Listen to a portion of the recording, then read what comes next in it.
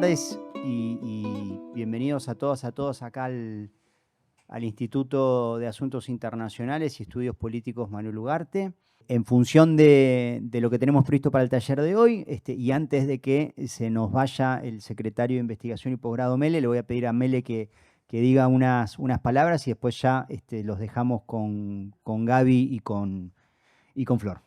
Muchas gracias, Francisco. Buenas tardes a todos.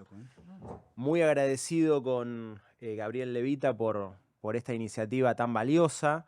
Iniciativa que considero va a ser muy provechosa, principalmente para los estudiantes que aquí nos acompañan. Desde mi experiencia como estudiante y luego graduado de esta casa, una de las imágenes, de las visiones que uno tenía acerca de la investigación es que la investigación era algo que no estaba al alcance de la mano de un estudiante. Investigar era algo exclusivo, reducido para los docentes, para investigadores profesionales, y por impulso del rector de nuestra universidad, el maestro Bossani, venimos tratando de darle un nuevo enfoque a la investigación, comunicando y divulgando todo lo referido a las prácticas de investigación.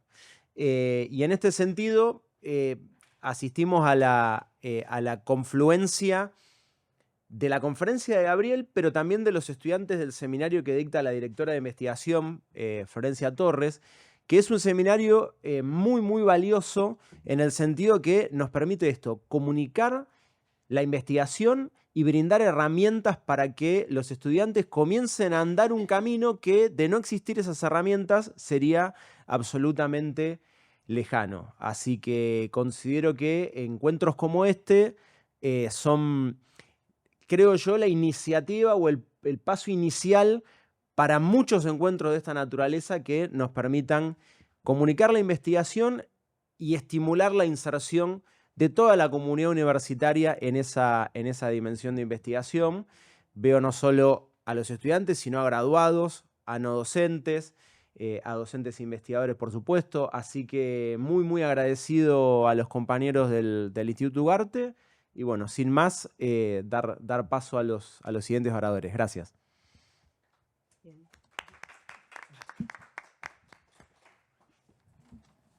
Bueno, un poco en relación a lo que decía Marcos, vamos a hablar de los investigadores. Los investigadores a lo largo del camino que van haciendo, lo que primero tienen que hacer es generar antecedentes, ¿sí?, para jerarquizar su trayectoria. ¿Por qué? Porque todo el tiempo están en constante evaluación, ¿sí? Para formar parte del sistema científico-tecnológico necesitan generar esos antecedentes para presentarse en una convocatoria a proyectos, para presentarse en una convocatoria a becas, la carrera de investigador, para presentar un artículo incluso, necesitan también tener determinados conocimientos. Todo eso lo van generando en este camino que van haciendo, ¿sí? La difusión a través de los artículos científicos es lo que permite visibilizar el trabajo, poner en valor eso que hacemos, permite conocer los avances, las mejoras que hay en los distintos campos disciplinares, con lo cual es una herramienta fundamental. En ese sentido, la universidad va implementando políticas de apoyo a la difusión de los artículos. Entonces, desde la Secretaría tenemos una revista que es la revista Investigación en Movimiento, que está abierta a todos los actores de la comunidad universitaria, permite publicar a los estudiantes, a los graduados, a los docentes, a los no docentes.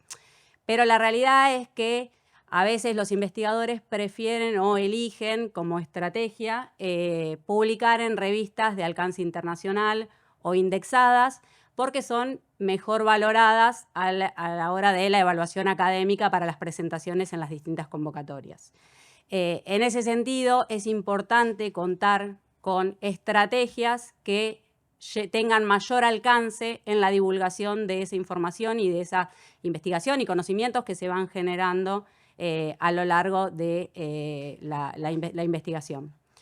Bueno, así que en este momento lo vamos a dejar a Gaby, que nos va a contar cuáles son esas estrategias que son más valiosas para la publicación de estos resultados. Muchas gracias, primero por venir y muchas gracias también por el espacio. Esta iniciativa nace con Gabriela Apat, así que el reconocimiento es también para ella.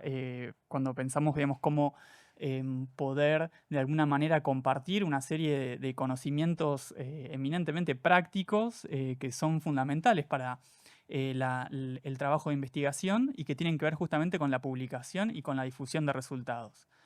Me pone muy contento también ver un público que es heterogéneo, porque todos acá se dedican a la investigación, pero quizás algunos están dando los primeros pasos, cursando un seminario de investigación, otros ya son investigadores, profesores, investigadores de carrera, así que hay como distintos momentos en el proceso de la carrera de investigación. Y espero que lo que vamos a conversar hoy, lo que les voy a exponer, y después me gustaría también, obviamente, conocer sus inquietudes, sus preguntas, sus comentarios, les sea provechoso para todos. El mundo de la publicación es un mundo, publicación científica, es un mundo bastante heterogéneo también, en el cual hay espacios para publicar, para quienes están dando los primeros pasos, para quienes tienen pocos o ningún antecedente en el sentido de experiencia, o publicaciones previas, y también los hay para quienes ya tienen súper aceitado sus investigaciones y todas sus estrategias de publicaciones. Así que bueno, espero que sea de utilidad para todos y me pone muy contento que estemos hoy acá. Y ayer, incluso, hablando de esto en la radio de la universidad, con Juan, creo, si no me equivoco, él me comentaba, claro, hay, digamos, espacios y cursos y seminarios de escritura, existen, en la escala incluso en la universidad hay, o por lo menos hasta hace poco había, yo estaba seguro que había, conozco a alguien que daba, cursos de escritura científica, escritura académica, con las, digamos, cuestiones de estilo, cuestiones de referencias bibliográficas, de cómo comunicar de manera más eficiente un argumento, cómo comunicar de manera más eficiente los resultados de una investigación, pero lo que no hay, o por lo menos no sabemos que haya, son cursos o espacios donde se comparta, se socialice información acerca de la publicación. O sea, para escribir podemos tomar cursos y en algún lugar vamos a encontrar escritura científica, pero estrategias o consejos, o como se dice ahora, tips para publicar o para organizar mejor las propias publicaciones, es más difícil encontrar. Así que bueno, un poco es la idea de este encuentro, es llenar ese vacío y darles herramientas a los investigadores de la universidad y en particular del instituto, pero también fuera del instituto, para mejorar para tener más recursos en sus propias carreras profesionales y académicas. ¿Sí? Así que bueno, ¿por qué publicar? ¿Sí? Parece una pregunta banal, por lo menos estamos reunidos acá para esto, pero no lo es necesariamente. Sobre todo si uno está en los primeros pasos de su carrera de investigación, uno dice, bueno, está bien, yo hago hice mis entrevistas, analicé determinados datos del censo, de una encuesta o lo que sea, hago un informe, lo comparto en las jornadas de jóvenes investigadores, lo que fuera, pero ¿por qué necesito publicar? Si no es imprescindible, yo puedo seguir haciendo mi vida y más o menos puedo seguir sobreviviendo laboralmente sin publicar. Bueno, pero publicar es importante por distintas razones. Primero, para difundir su propio trabajo, ¿sí?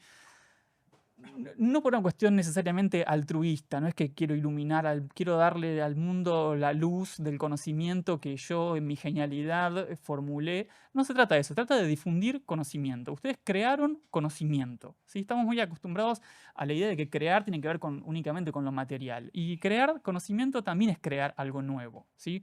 El mundo no es igual antes de que existiera el conocimiento que ustedes crearon y después. Suena un poco ambicioso, pero en parte es así, ¿sí? O sea, ustedes crean algo nuevo, un saber, ¿sí? Un conocimiento que puede estar muy restringido en el tiempo y en el espacio, porque puede ser sobre un grupo social determinado, sobre una población pequeña, pero es un conocimiento nuevo que no existe y publicar esos resultados permite difundir, permite que alguien más que yo y que la persona que tengo al lado y que quizás la persona que me dirige o el que corrigió mi trabajo llegue a tener ese conocimiento y a saber qué es lo que yo estuve haciendo, ¿sí? Es decir, ustedes también buscan, o uno tiene que apuntar a buscar realizar un aporte al conocimiento sobre el tema.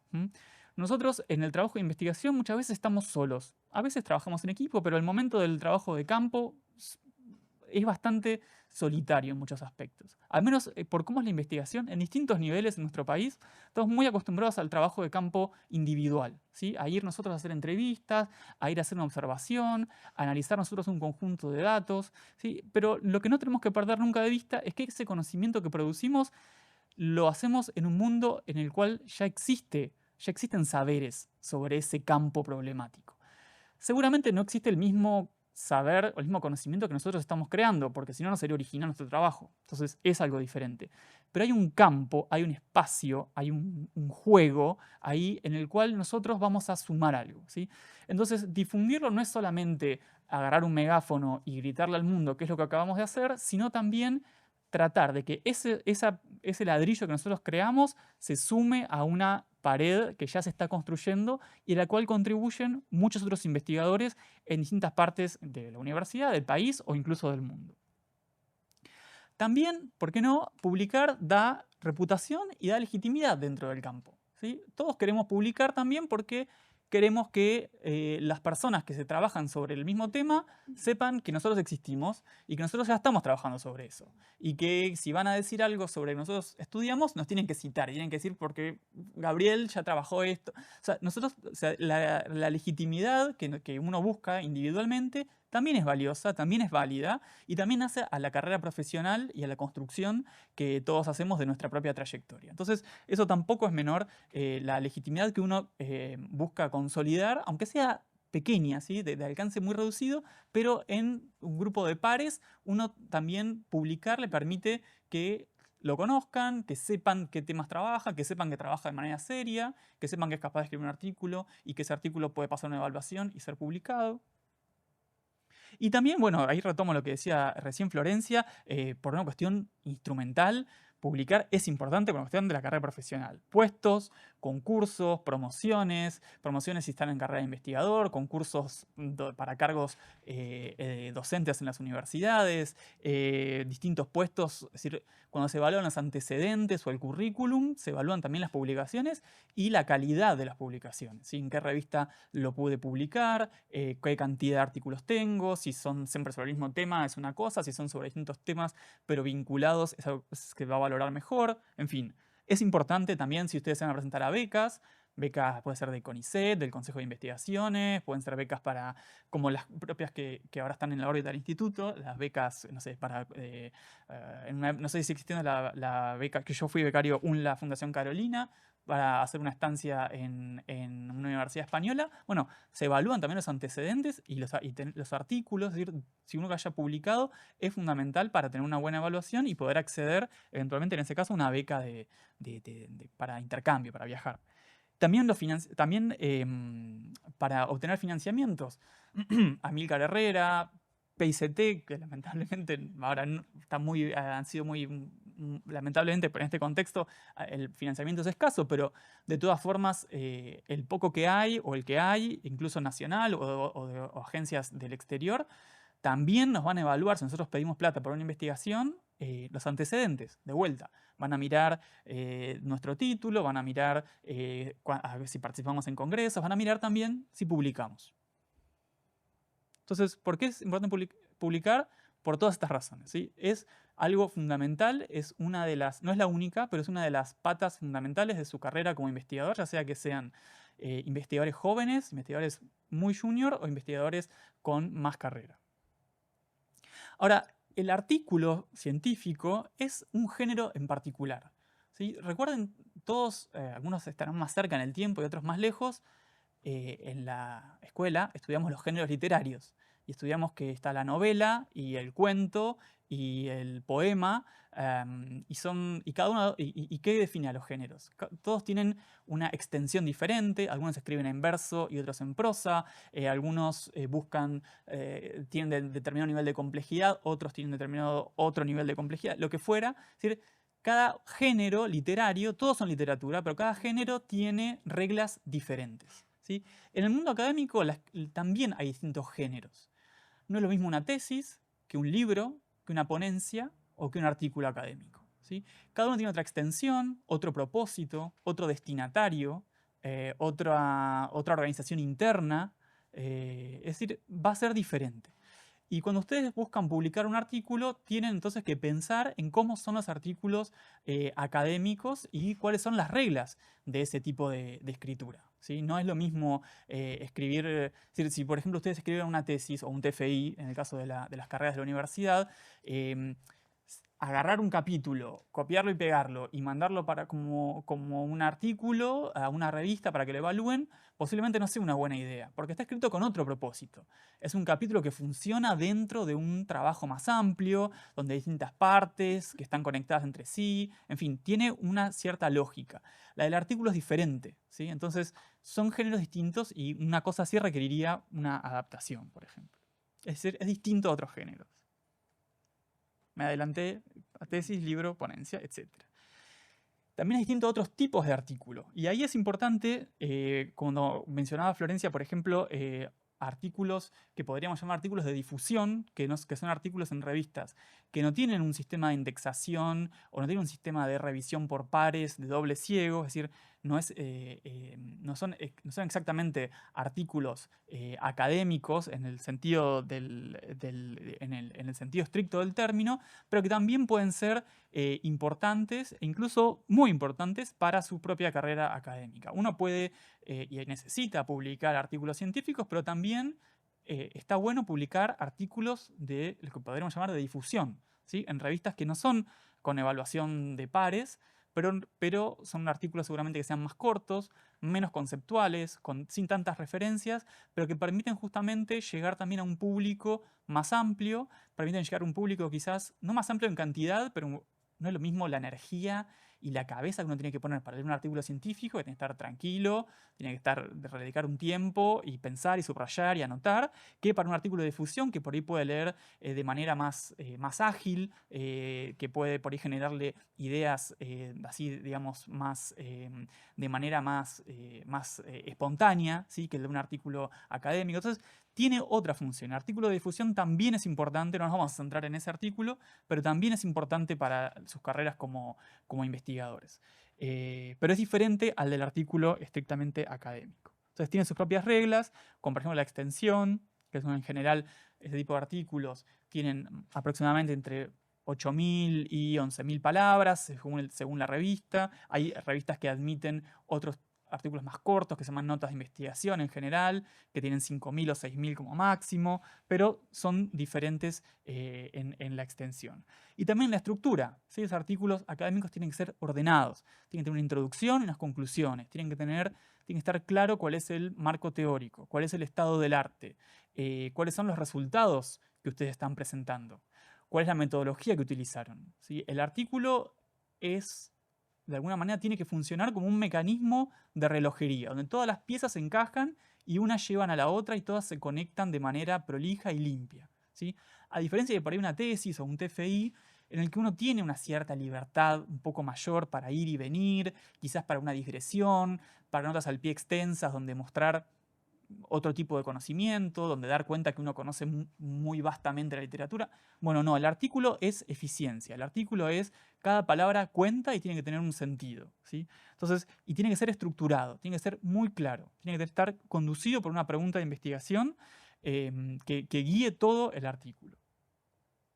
Los sí y los no del artículo académico. Acá vamos a cosas más concretas y más específicas que un poco surgen en mi caso, de mi experiencia como autor, también de mi experiencia como evaluador y desde hace un tiempo también mi experiencia como editor, porque soy ahora junto con una colega, somos directores de la revista de la Sociedad Argentina de Análisis Político. Entonces, es algo cotidiano lidiar con artículos, con evaluadores, con autores, y de alguna manera espero que un poco la experiencia o el punto de vista del editor, que sería el mío en este caso, también sirva como para conocer un poco, bueno, otra ventanilla más del proceso, aparte de la de autores, en la que todos estamos casi por definición, la de evaluadores, en la que muchos de ustedes seguro que ya están, porque las habrán mandado varias veces a evaluar artículos, y otros todavía no, porque están dando sus primeros pasos, pero que en algún momento ya alguna revista los va a molestar y les va a pedir sin nada a cambio, porque no se paga, esto es totalmente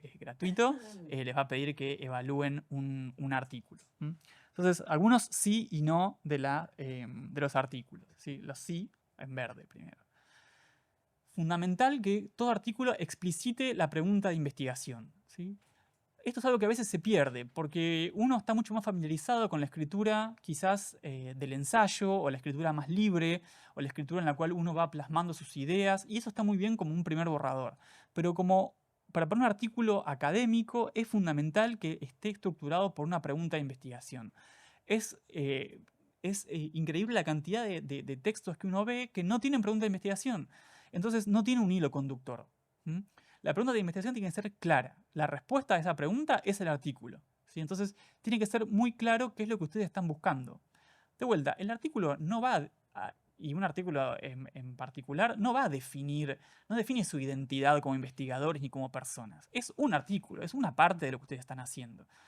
Muchas veces los autores quieren poner todo y quieren mostrar que saben un montón de cosas. Y no es lo que uno busca en la publicación de artículos. Entonces, tengan una pregunta de investigación clara. No es la única pregunta de investigación de sus vidas, no los define como personas ni como investigadores, pero para ese artículo, esa pregunta es el norte y es lo que guía todo el trabajo. También tiene que estar justificado lo que ustedes hacen, ¿sí? La relevancia del caso o del enfoque que ustedes van a adoptar. Si ustedes van a hacer trabajo de campo con los estudiantes de la Universidad Nacional de la Lanús, bueno, tienen que explicar por qué es relevante realizar trabajo de campo, o sea, entrevistar o encuestar a estudiantes de la Universidad Nacional de la Lanús. Es relevante porque es importante, digamos, en sí mismo, porque es un caso significativo que puede aportar algo al conocimiento. Es relevante porque la UNLA es representativa de otro tipo, de un conjunto de universidades. Es relevante porque lo van a comparar después con otros estudiantes de otras universidades.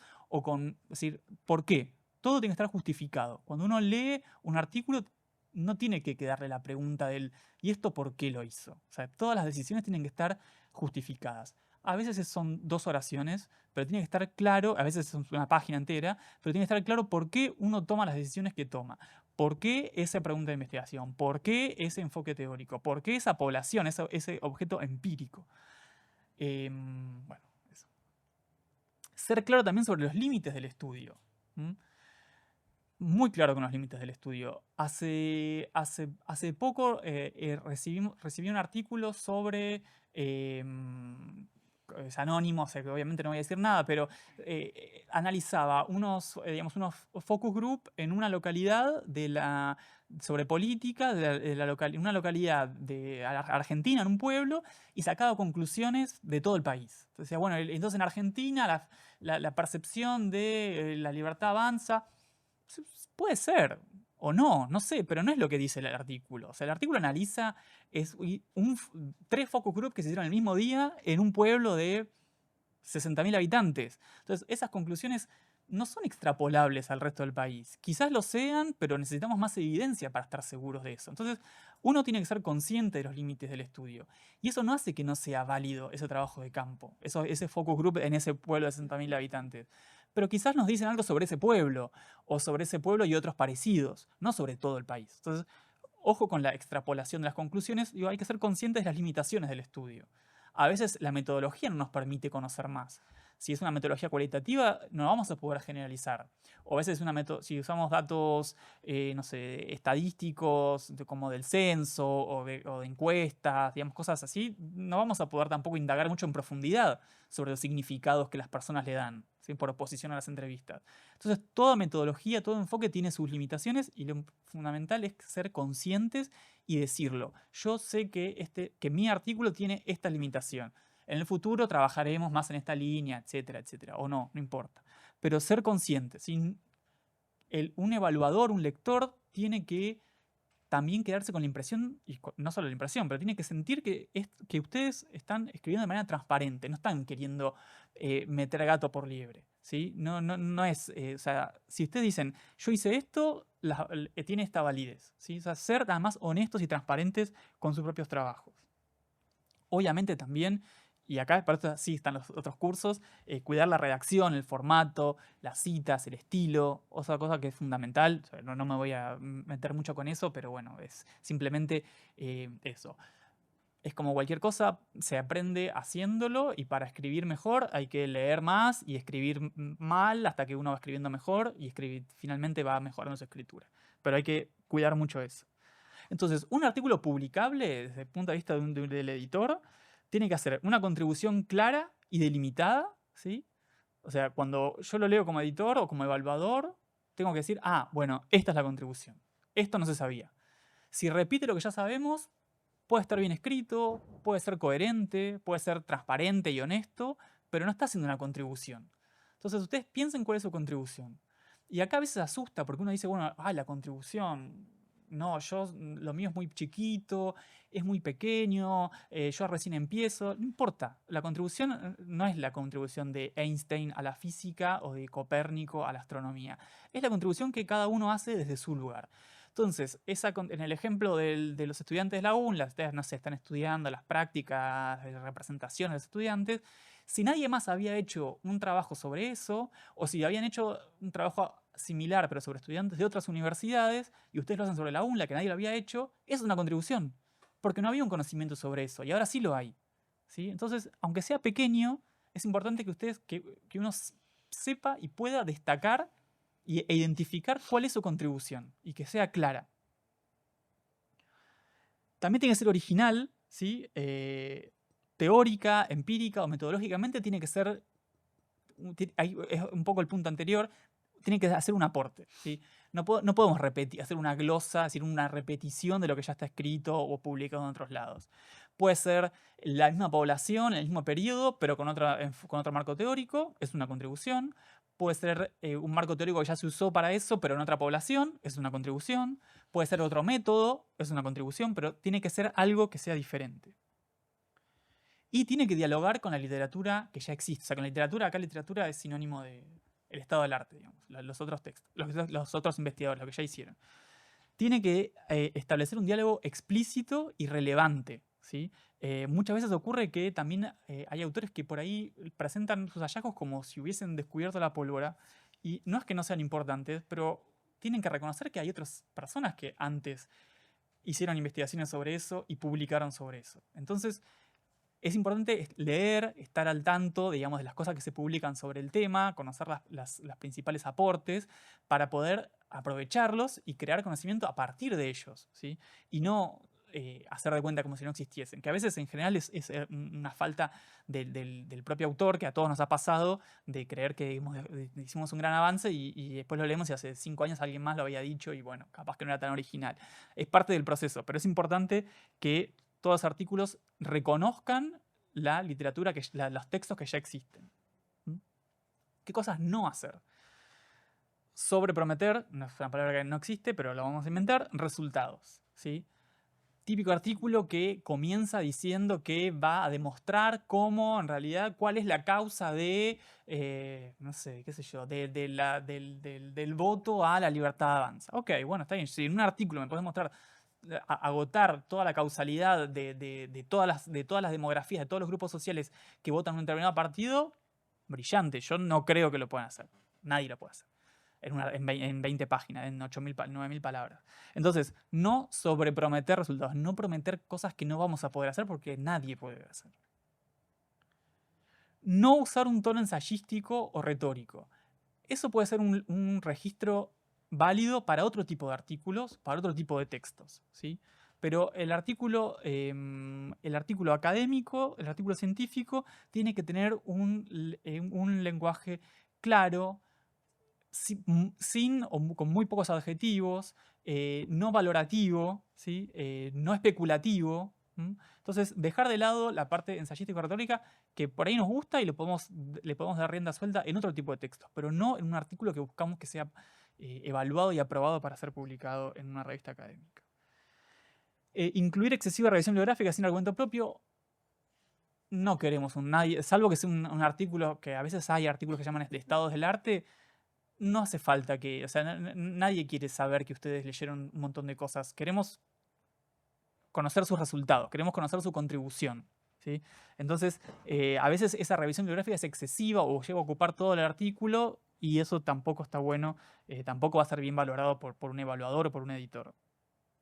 Obviamente, sean muy conscientes de cuáles son las normas de envío de las revistas, que no son todas iguales, van cambiando, y también el público de la revista. ¿Sí? Si ustedes, no es lo mismo mandar a una revista de sociología que una revista de ciencia política, que una revista de antropología.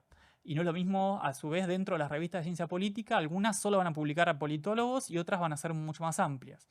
Hay revistas de ciencias sociales latinoamericanistas, digamos, que publican cualquier disciplina de ciencias sociales siempre y cuando ustedes tomen uno o más casos de países de la región. Bueno, hay distintos tipos de revistas, entonces ser conscientes de qué publica cada revista. Errores típicos, algunos, manuscritos que parecen tesis, que parecen informes o que parecen ensayos, ¿sí? De vuelta, no.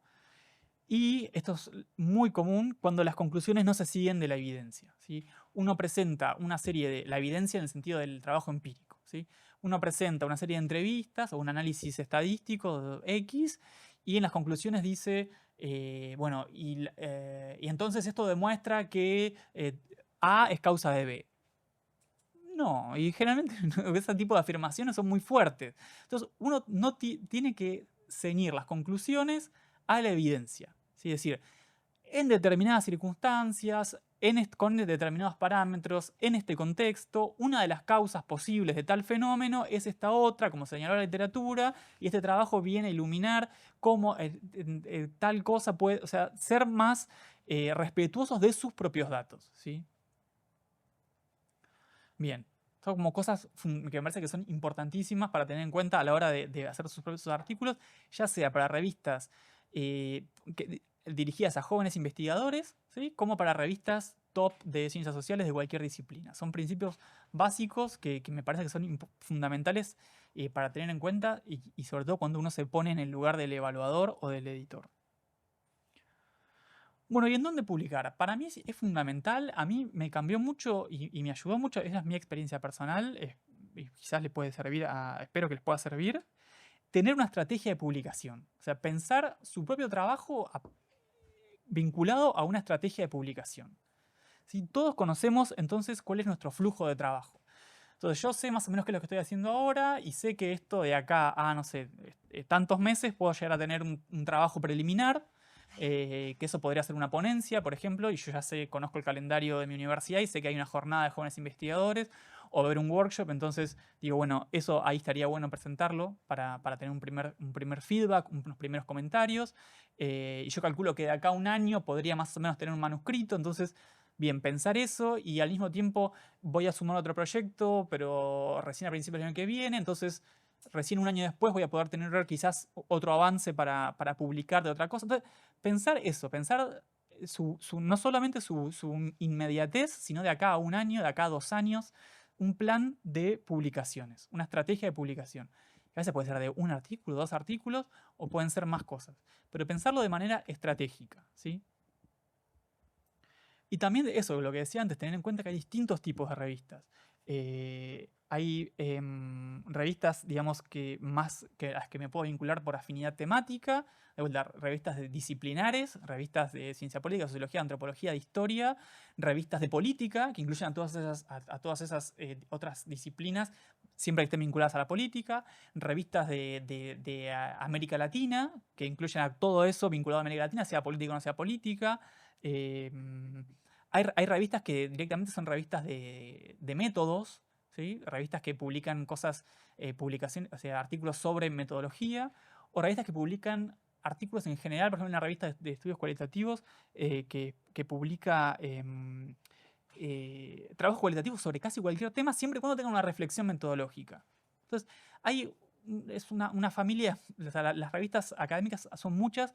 Hay que pasar tiempo googleando, entrando a los links, leyendo las descripciones, viendo los índices de los últimos números que publican, y uno así poder ir armando abran un Word, abran una tabla con los nombres de las revistas y los links a las revistas que a ustedes les parece que de acá a 1, 2, 3, 5 años pueden llegar a publicar. ¿Sí? Entonces, esa lista, o sea, el nombre de la revista, el link, la cantidad de palabras si quieren, o bueno, obviamente hay revistas que en general son revistas internacionales. Por suerte, no es algo que se vayan a cruzar tanto ustedes, quizás los que están más avanzados sí. Revistas que hay que pagar para publicar, eso, bueno, que pagar en dólares, digo. En general, son muchas, pero no tantas en ciencias sociales y son ya como muy, muy top. Esas no les diría, salvo que quieran pagar, no sé, $2.000 para publicar un artículo, que igual se evalúa, solamente si se lo aprueban, se pagan. Pero hacerse una lista con revistas, 5, 6, 10 revistas que a ustedes les interese y que quieran como seguir de cerca. Y a las que apunten, que vean que publican artículos como, no como los que ustedes escriben, sino como los que a ustedes les gustaría escribir. ¿Sí? Piénsenlo como un objetivo. Me encantaría publicar en tal revista. Yo sé que no me da ahora, porque las cosas que yo puedo hacer no me la van a aceptar. Pero yo sé que de acá a un par de años sí puedo preparar un manuscrito para esa revista, que es muy top y que a mí me encanta y que realmente va a ser muy valorada y se va a leer ese artículo. Entonces, monitoreen esa revista, estén atentos a los números que van sacando, lean artículos de esa revista. Vean cómo son esos artículos, vean cómo escriben, cómo organizan el argumento, qué tipo de artículos aprueban, qué tipo de artículos valoran. ¿Sí? No piensen solo a dónde podría mandar ahora mismo el artículo que tengo escrito al 80%, sino un artículo que ustedes quisieran poder escribir de acá a un año, a acá a 2 años. ¿Mm? Es fundamental eso, tener una lista de revistas y seguirlas de cerca. También las revistas académicas están clasificadas por distintas métricas y por sistemas de indexación. ¿Sí? Eso es cuando las revistas, todos los editores de revistas buscamos que nuestras revistas estén bien indexadas. Los índices son repositorios que validan, es como un certificado de que la revista tiene cierto nivel de calidad. Entonces, si, por ejemplo, que siempre se manda a evaluar al mínimo 2 evaluadores, ¿sí? Y no a 1, porque más evaluadores es mejor para la calidad del artículo. Que los evaluadores son siempre externos, que son externos a la revista, es decir, que no son los propios editores, sino gente que no está en la revista. Que los evaluadores varían, que no son siempre los mismos, porque uno puede sospechar que hay endogamia y que está todo medio, que hay un chanchullo, que está todo medio arreglado y que de ahí se publican entre amigos. Que son de distintos países, que no son solo del mismo país. Entonces, bueno, son como todos como hitos o umbrales que los índices reconocen como de mayor calidad, pongámosle, de la revista. Que también hay otros criterios que no son estrictamente de calidad, pero que también van apareciendo, como por ejemplo que haya paridad de género en la evaluación, ¿sí? que haya la misma cantidad de evaluadores que sean mujeres y varones, que todos los evaluadores tengan como mínimo, no sé, un título de licenciado o de maestría o de doctorado, ¿sí? Que sea periódica, que salga siempre mínimo 2 veces por año y que esa periodicidad no sea alterada, ¿sí? Que no haya un año que tenga un solo número. Entonces, son todos como estándares que van haciendo las revistas y cuanto más cucardas tiene la revista, más se la valora en general en los sistemas de evaluación, CONICET, universidades, fundaciones, lo que sea que los vayan a evaluar ustedes. Entonces, hay que también ser consciente de qué es mi artículo, para qué tipo de revista lo puedo mandar.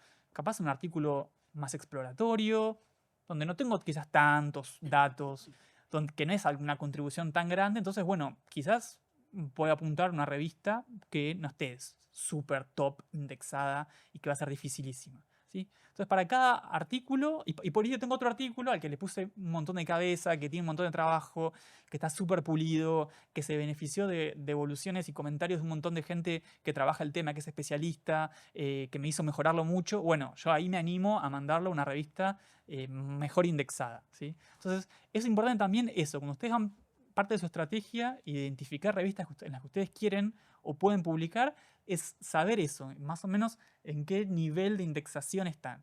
Una revista por ahí, porque ¿qué pasa? Si uno manda un determinado artículo a una revista que no está en el mismo nivel, se lo van a rebotar seguro. Y si uno manda un artículo de determinado nivel a una revista que por ahí está más abajo, quizás lo desperdició una oportunidad de publicar en una revista más reconocida. También tengan en cuenta que los tiempos académicos son lentos. Los tiempos académicos pueden llevar meses, no deberían llevar más de algunos meses, pero llevan tiempo. Y muchas veces las revistas también publican la tasa de aceptación. Hay revistas que solo publican el 10% de lo que reciben. Otras el 20%, otras el 30%, otras el 50%. Bueno, también cuanto cuanto más baja esa tasa, suena un poco cruel, pero cuanto más baja esa tasa también se la considera como algo positivo. Es muy discutible, porque es como más exclusiva, ¿no? Como la revista es como que se da el lujo de rechazar más artículos.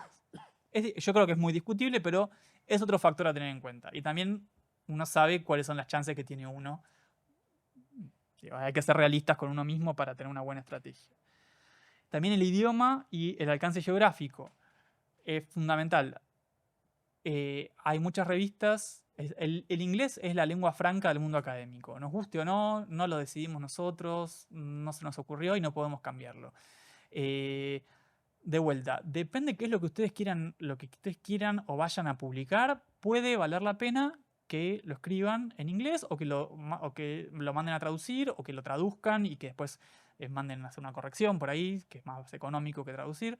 En fin, hay excelentes revistas en castellano. Tenemos también la fortuna que no tienen otras partes del mundo de pertenecer a una comunidad una comunidad lingüística de 20 países más, no sé, desde México hasta Tierra del Fuego, hablamos todos castellano, entonces pueden publicar en revistas argentinas, en revistas chilenas, paraguayas, uruguayas, incluso brasileras que también reciben en castellano, colombianas, mexicanas, que hay revistas excelentes. Entonces, nuestro idioma mismo ya en ese sentido nos abre muchas puertas. Si además pueden escribir en inglés, puede ser todavía un valor mejor, pero incluso publicando solo en castellano tienen excelentes revistas al alcance. Y eso es importante, encontrar la revista que encaje con mi artículo y escribir un artículo que encaje con la revista, ¿sí? De vuelta, no cualquier artículo es para cualquier revista. Entonces, yo puedo estar trabajando en un artículo, primero, sí, yo puedo estar trabajando en un artículo y tiene que... A ver, es un ida y vuelta, ¿sí? ¿Qué viene primero? ¿Elegir el tipo de revista o escribir el artículo? Son simultáneos. Uno creería que en realidad escribe el artículo y después elige la revista y la manda a esa revista. Pero no es necesariamente así y no es quizás la mejor estrategia siempre. A veces por eso está bueno tener... Yo ya sé que en esa lista que les dije que se hagan, yo ya sé que tengo... que me gustaría publicar en esta revista. Yo sé que esta revista publica este tipo de artículos. Esta longitud, este tipo de metodología. Bueno, yo creo que tengo algo que puedo desarrollarlo para que encaje en esa revista, ¿sí? O en ese tipo de revista. Si no es en esa, en otra muy parecida. Entonces, es un ida y vuelta. Yo escribo el artículo pensando en a qué tipo de revista va a ir. Y elijo la revista pensando en qué tipo de artículo puedo escribir. Pero no es que una vez que termino el artículo me pongo a buscar revistas en las que encaje. Porque es muy probable que pierda tiempo y que me equivoque. Y es un... Más que... O sea, pasa mucho por la evaluación y por la calidad del texto, sí, seguro. Pero pasa más por el encaje. ¿Sí? Tiene que encajar el tipo de artículo que estoy haciendo con el tipo de revista. Entonces, un artículo que para una revista puede no ser interesante o capaz que ni lo mandan a evaluar, para otra revista puede ser súper interesante y lo van a evaluar y los editores van a querer que se publique y van a meterle mucha pila y van a mandarle evaluadores que saben que van a comprender la perspectiva de ustedes porque digamos, van a tratar de hacer sin... conservando la neutralidad, la objetividad, el doble ciego, etc., van a hacer lo posible para ayudarlos a que se publique. Entonces hay un ida y vuelta ahí que una vez que uno lo entiende le cae la ficha y ayuda mucho. Es simultáneo el tipo de artículo que voy a escribir y el tipo de revista al que lo quiero mandar, ¿sí? Se construyen, se influencian mutuamente. El proceso de evaluación, eso como editor, llega el artículo a cualquier revista, antes de mandarse a evaluar, los directores o los editores deciden si está para evaluarse o no. A veces es un artículo que no tiene nada que ver con el tema de la revista, hay gente que manda por ahí, la revista no llega a la revista de la SAP, ciencia política o de política en sentido amplio, es un artículo sobre un análisis bibliométrico de investigaciones sobre el renminbi, ¿cómo es la moneda de China? Bueno, llegó hace poco. No tiene que ver, no sé por qué lo mandaron. Entonces, bueno, eso se rechaza, ¿sí? O sea, ni se manda a evaluar. Porque es usar tiempo y recursos y tiempo de evaluadores para algo que ya uno sabe que lo van a rechazar. O como editor no le interesa que esté en la revista. También a veces pasa que por el artículo está muy flojo, está muy flojo y uno ya sabe que lo van a rechazar por su experiencia, entonces no lo manda a evaluar. Eso se llama el desk review, el desk reject, que es como el rechazo de escritorio, digamos, editorial. Después las evaluaciones siempre se las en revistas académicas, siempre van a pasar por al menos 2 evaluadores ciegos. Doble ciego significa que ni el autor sabe quiénes son los evaluadores, ni los evaluadores saben quién es el autor. Y esto es fundamental para que sea más neutral y que no pueda haber ahí cuestiones personales ni nada de eso, digamos, que pueden jugar a favor o en contra. Y después, en general, cada revista tiene su sistema, pero o se acepta o se rechaza, o en el medio, que es lo más común, que puede ser que se le piden cambios menores o cambios mayores.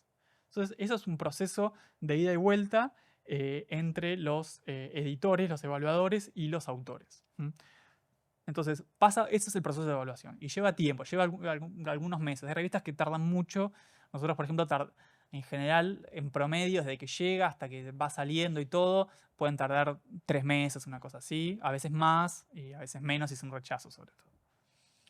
¿Qué buscan los evaluadores? Que el argumento sea claro, ¿sí? Lean y relean y denle para leer su texto a un colega, a un amigo, a alguien que conozca del tema.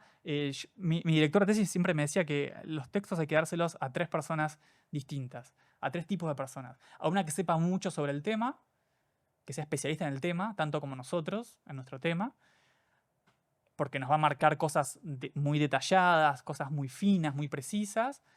A alguien que conozca en general de la disciplina, pero no del tema, porque le va a dar una mirada más amplia, más general, va a haber cosas que el especialista, como tiene la mirada así corta y siempre muy enfocada, no va a encontrar, pero que un generalista puede encontrar. Y una tercera persona que sea alguien que no sepa nada, pero que sepa escribir, que sepa redactar, que tenga buena redacción y que ponga bien las comas y los puntos y comas y que sepa qué es un punto y coma y cómo se usa y ese tipo de cosas. Entonces, no importa, a veces uno no llega a mandar a 3 personas distintas un artículo, pero piensen como en esas 3 miradas, ¿sí? Y en la importancia de que el argumento sea claro, que sea metodológicamente riguroso. No significa que tenga que tener 10.000 entrevistas, ni que tenga que tener los últimos métodos de análisis cuantitativo más perfectos y recién salidos del horno de las universidades más top del mundo. No. Pero lo que sea que hayan usado tiene que estar explicitado, tiene que ser claro, tiene que decir por qué se tomó cada decisión que se tomó, por qué es relevante hacer entrevistas, por qué se hicieron en ese lugar y a esa población, y por qué no a otra. Eso es el rigor metodológico. Tiene que estar claro el aporte al campo, de vuelta, la contribución, lo que les decía antes. Tiene que ser coherente internamente. A veces la introducción dice una cosa y después el análisis va por otro lado. Y las conclusiones por un tercer lugar. Entonces parecen como un Frankenstein de distintos textos. No, tiene que ser coherente.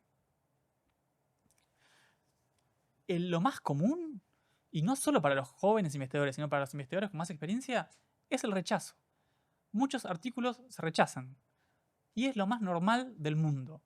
La máxima para mí es nunca jamás tomar un rechazo como algo personal.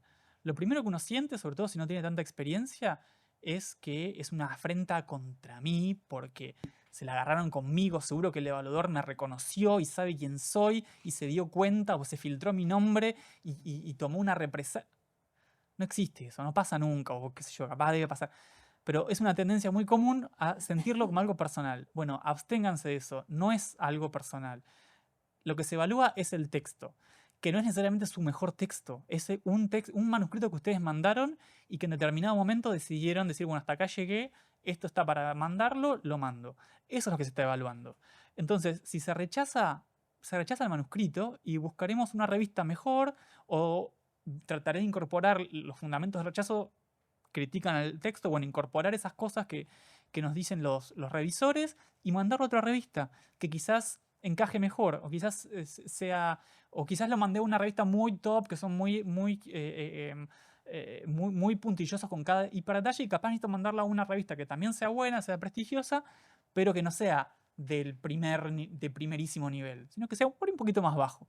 Y capaz que esa se adecua mejor y está muy bien igual. ¿Sí? Entonces, tomarse los rechazos de la manera más zen posible. Obvio que dan bronca, a todos nos dan bronca, porque además nos demoran. Entonces, ay, yo quería tener esto porque me iba a presentar un concurso para un cargo de profesor y me servía tener un artículo, entonces ahora tengo que esperar más meses. Bueno, sí, pasa. Es parte del oficio. ¿Sí? Entonces, tomarse los rechazos de la mejor manera posible. Y justamente eso, reciclaje, ahí lo puse entre comillas. Ese texto que ustedes rechazaron no significa que esté mal o que no sirva. Significa que no sirvió para esa revista en ese momento particular.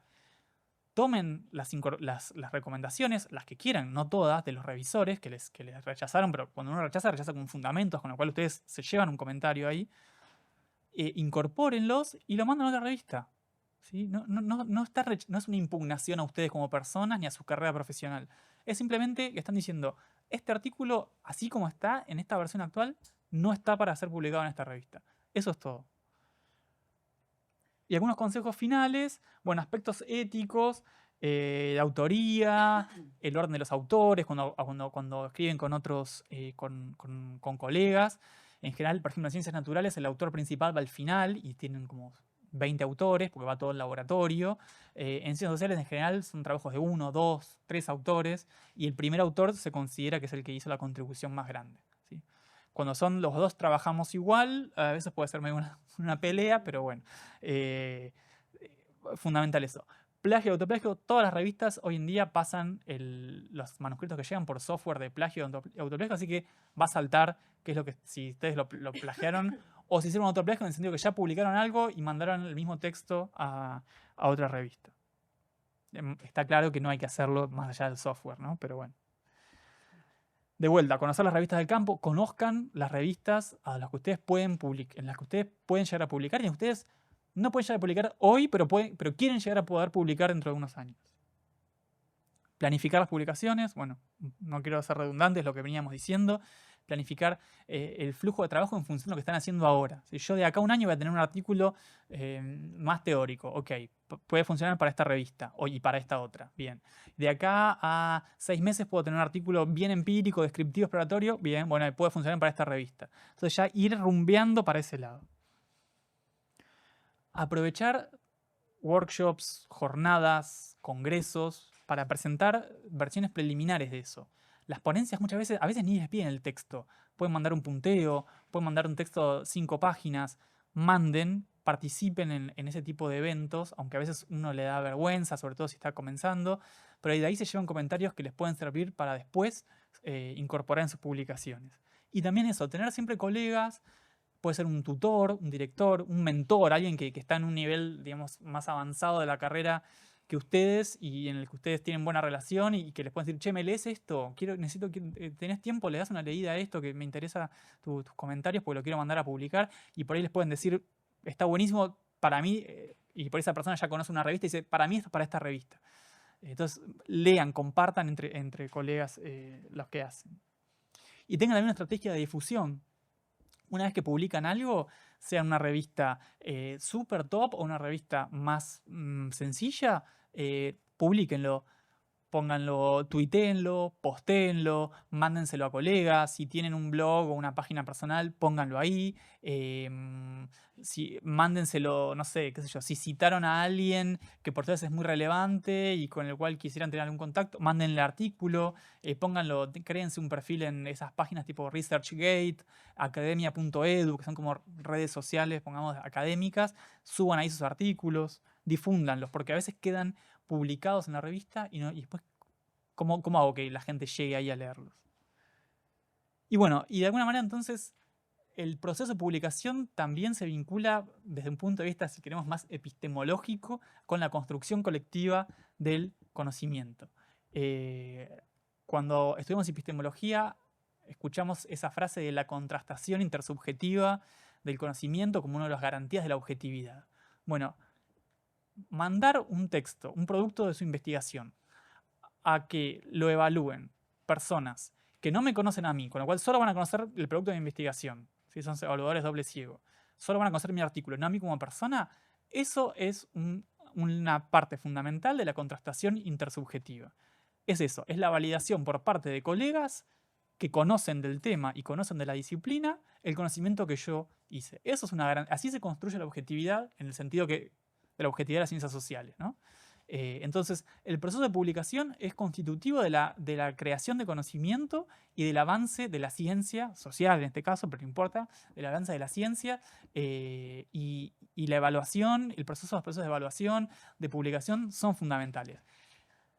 Son costosos a veces emocionalmente, son frustrantes al principio, pero valen la pena y nos permiten también crecer profesionalmente, no solo desde el punto de vista del espiritual, digamos, del conocimiento, de nuestra inteligencia, sino académicamente puestos en posiciones, en capacidad de acceder a financiamientos, a becas, a beneficios y cosas que todos buscamos también en la vida. Así que espero que estos, bueno, hayan servido un poco los comentarios, los consejos de alguna manera y haya servido también como herramientas para ustedes como investigadores tener la mirada no solo de un autor, que todos somos autores, o de un evaluador, que algunos de los que estamos acá somos evaluadores, sino también de un editor, que quizás es una mirada que no es tan común y que no es un conocimiento que esté tan compartido. Así que bueno, espero que haya servido y gracias. Muy bien. Flor, ¿algún comentario o reflexión para Gabriel?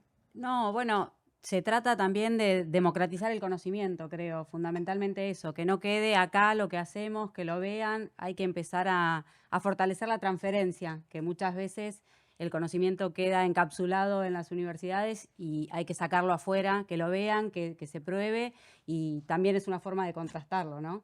Así que nada, espero que les sirva y que se animen también a publicar en las revistas de la universidad, que hay algunas indexadas o en las que no están indexadas, pero que empiecen a dar los primeros pasos y que se animen porque es parte de la investigación y es un caminito y es parte de un crecimiento, no de la nada uno es investigador.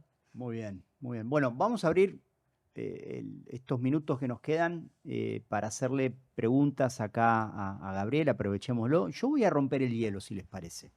Tengo dos preguntas, Gaby. Una, tanto en tu rol como editor, evaluador, como también como tu rol como productor, porque producís conocimiento y publicás. Primer punto, ¿cómo juega hoy en esos dos roles la inteligencia artificial? Esa es una. Esa es una. Y dos, en este contexto donde la universidad pública ha sido blanco por parte del Poder Ejecutivo Nacional como el ajuste, el relato en cuanto estas son instituciones donde se baja línea, donde se le lava la cabeza al estudiante, desde el punto de vista de la elaboración del campo del ensayo científico, de los artículos científicos. ¿Tuvo algún tipo de impacto esto? ¿Si generó una resistencia adicional? ¿Hay una respuesta en relación a ello que vos veas, no en las manifestaciones de la movilización, sino en lo que no necesariamente se ve? Recién decía Flor, ¿no? Publiquemos para que se conozcan las cosas. Hay mucho que no se conoce. Lo vemos acá en la diaria, digamos, ¿no? ¿Cómo ves esas dos cosas? Empiezo por la segunda.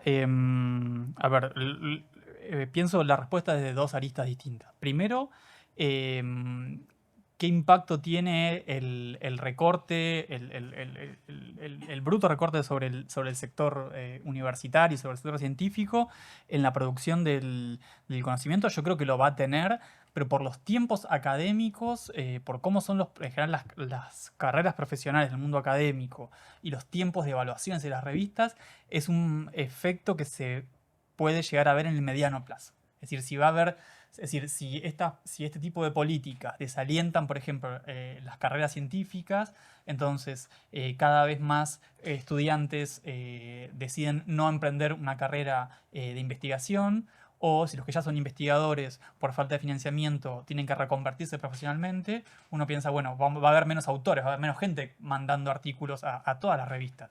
Eso puede suceder, pero es algo que si tiene un efecto va a ser diferido y yo creo que lleva tiempo de vuelta, porque todavía uno recibe trabajos de gente que ya está dentro del sistema, aunque estén trabajando en condiciones muchísimo peores desde lo material y no solo lo material, es un efecto como más diferido.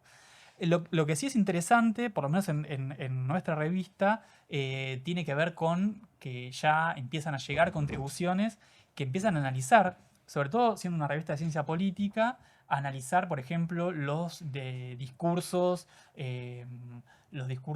digamos, que muchas veces, según el enfoque, pero que son caracterizados como, por ejemplo, populismo de derecha, donde a veces se clasifica muchas veces al gobierno actual, trabajos comparativos que justamente analizan, por ejemplo, la gestión de Milei con la de Bolsonaro en Brasil, o a veces incluso creo que alguno con la de Orbán en Hungría, como algunos puntos así en común, es decir, que aparece sí tematizado la situación, y creo que van a seguir llegando porque es al mismo tiempo, desde el punto de vista general, es triste y desesperanzador la situación, pero también genera inquietud y se produce conocimiento sobre esa situación tan terrible para nuestro sector. Entonces están llegando trabajos que tematizan justamente los discursos que se esgrimen desde las posiciones de poder en el gobierno y fuera del gobierno, pero las posiciones de poder contra o sobre determinados sectores, entre ellos el nuestro, que está siendo tan duramente castigado en el último tiempo. Así que yo creo que por ahí hay como dos impactos. Un impacto que puede ser más diferido en términos de carreras, más estructural, que pueden verse de alguna manera reflejado en menos artículos que lleguen. Podría ser, va a ocurrir, pero yo creo que si ocurre va a pasar más tiempo. También al estar internacionalizados recibimos contribuciones de otros países, entonces eso es más, se pierde más, pero también ya es algo que comienza a ser tematizado por los investigadores que siguen este tipo de tópicos. Con respecto a la inteligencia artificial, es una bomba que no termina de explotar nunca porque todavía no sabemos exactamente cómo trabajar con eso. Hay dos grandes... La principal amenaza, digamos, que uno ve como editor o en la comunidad de editores, es que empiezan a llegar manuscritos hechos por inteligencia artificial. Que los autores, en lugar de escribir ellos su trabajo, le hagan un prompt y le pidan al ChatGPT, o ChatGPT es el que conocemos todos porque en general es gratis, es una versión gratis. Hay chats mucho más avanzados y muchísimo más inteligentes y no tan caros relativamente, ¿no? Que hacen cosas mucho mejores y muy cuidadas. ¿Cómo cuáles? Yo conozco Consensus, que sale, no sé, creo que sale $100 por año, una cosa así. Que para alguien que cobra un sueldo y trabaja, según una dice $100, ojo, capaz que no es tanto, depende del uso que le van a dar. Entonces, no es algo que es inaccesible. Hay herramientas mucho más inteligentes todavía que el ChatGPT. Entonces, es una amenaza, un temor. Que lleguen artículos falsos, digamos, hechos por ChatGPT. ¿Cómo se combate eso? Es un enigma porque hay software que supuestamente reconocen trabajos hechos por ChatGPT, pero esos software no son infalibles, y se equivocan mucho. Porque utilizan a veces una inteligencia artificial que es menor a la de la inteligencia artificial que creó el texto. Entonces, tampoco es confiable eso. En general, por ahora lo que se hace, que es como la nada misma, se pide una declaración al autor, tipo una declaración jurada como que no usó inteligencia artificial y tiene que poner un tic así como en la página cuando manda el artículo. Es la nada misma, pero es algo que está en debate y que no está muy claro exactamente cómo hacerlo y cómo detectarlo. Y hay otro peligro que parece más difícil, pero que también existe, que es que los evaluadores usen inteligencia artificial. Un evaluador sobrepasado de trabajo que quizás decide consciente o inconscientemente relajar algunos aspectos de su ética y, por ejemplo, el archivo que le llega, sí, acepto la evaluación, lo sube a un chat GPT o cualquiera, de cualquier empresa, y le pide hacer un dictamen para este artículo, si está o no, en función de los lineamientos de tal revista, y le pone el link de la revista, y la inteligencia artificial puede hacer eso. Ahora lo podemos hacer, lo podemos probar si quieren. Subir un texto cualquiera y pedirle a ChatGPT que haga un dictamen. Y entonces también puede pasar que un evaluador haga eso. Entonces, ahí es otro peligro. ¿En qué sentido es deficiente la máquina respecto del humano? No sé. Ah, Capaz que es un buen dictamen. Ese es el tema también. O sea, una cosa es si produce un artículo falso, o sea, con datos falsos que los puede inventar tranquilamente y que sean verosímiles, ahí es un tema porque realmente falta a la realidad y es una grave falta de ética, etc. Ahora, supongamos que no es el evaluador el que a escondidas y sin decirlo usa el ChatGPT para crear un dictamen, entonces no le dedica ni 10 minutos a la lectura del artículo y a escribir un dictamen, sino que las revistas empiezan a usar inteligencia artificial para hacer dictamen. No sé, es como una caja de Pandora que se abrió hace un par de años y sobre la que todavía estamos tratando de ver cómo adaptarnos. Pero la pregunta es excelente y remite a una de las cuestiones que más se debaten en la actualidad y que a todos nos resuenan como docentes, en algunos casos como estudiantes y también como investigadores. Quería pedirte una reflexión acerca de la importancia política de esta forma de producir conocimiento en un tiempo en el que lo que mal llaman la batalla cultural se ha convertido en una guerra en contra de cualquier criterio de verdad. No sé si la tenés, ¿no? Pero sí, seguramente. A ver, sí. A ver, de vuelta. Para mí ahí hay como hay dos maneras de entrarle al tema. Primero, producir conocimiento sobre la cuestión. Creo que eso es una contribución que, más allá de la contribución científica, en el sentido de conocer mejor determinados discursos o prácticas que se realizan, por ejemplo, desde el gobierno, de distintas posiciones de poder, también pueden tener implicancias en el sentido de alimentar un debate crítico acerca de esas cosas que están ocurriendo y que creo que perjudican a varios sectores, y en particular, eso para mí sigue siendo, o sea, es relevante. No perjudica a todos los sectores por igual. Y dentro de los sectores ligados a lo público, la educación superior es de los más castigados. O sea, hay sectores de la economía que no están castigados, que no están pasando necesariamente mal, o que vienen apenas un poco perjudicados. El nuestro está particularmente afectado desde lo material y también muy posiblemente vinculado a un ensañamiento, a una mezcla de desinterés y ensañamiento ideológico hacia lo público, hacia las universidades, el CONICET, en fin. Entonces, producir conocimiento, creo que eso puede contribuir, más allá de lo científico, a alimentar un debate de calidad también, que no sea solo responder con otras consignas, sino con conocimiento y con evidencia.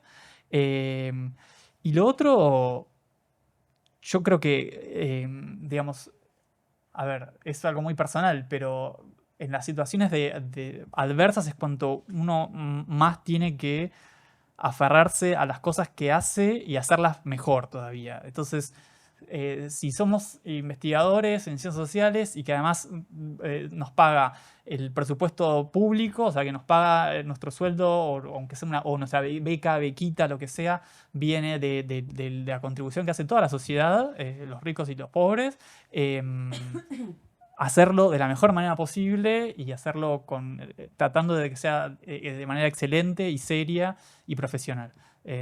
Y bueno, eso no sé si es mi reflexión, no sé si es no sé cuánto suma, pero en todo caso creo que volviendo al primer eje, me parece que es interesante y valioso, y ya se está generando conocimiento nuevo acerca de este tipo de cosas. Hay agendas.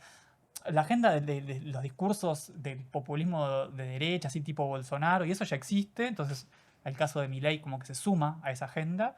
Y después también hay una agenda nueva. Yo tengo una colega que trabaja eso, que es, por ejemplo, el de desmantelamiento de capacidades estatales. Capacidades estatales es otra agenda dentro de la ciencia política que es súper interesante, súper prolífica. En América Latina hay muchos estudios comparados muy buenos. Pero también empezó a surgir el desmantelamiento de capacidades, ¿no? Cuando los gobiernos buscan de manera más o menos explícita o directa reducir capacidades, que es totalmente contraintuitivo, porque uno diría, bueno, cualquier gobernante, independientemente de su orientación política, va a querer un Estado más eficiente. Pero no. Entonces, bueno, digo, surgen agendas o nuestro caso, digamos, se incorpora a agendas que ya existen. Y en ese sentido, el caso de Argentina genera mucho interés, en parte por lo radical de la experiencia y también por la extravagancia del presidente. O sea, de estar afuera, de exponer que en otras universidades, en otros países, Milei, todos piensan Milei. Y la motosierra, y genera como una fascinación. Bueno, creo que también hay que aprovecharlo para tomar un poco el escenario, agarrar el micrófono y contar, digamos, cosas, lo que pasa y qué conocimiento podemos crear sobre eso.